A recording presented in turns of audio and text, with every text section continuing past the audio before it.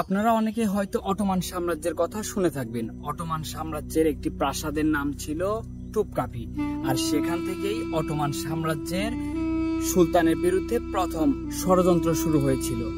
বন্ধুরা, সালটি ছিল 1622, যখন অটোমান সাম্রাজ্যের ক্ষমতায় মাত্র 18 বছর বয়সে সুলতানের আগমন ঘটে, এবং সেটি ছিল ওসমান II।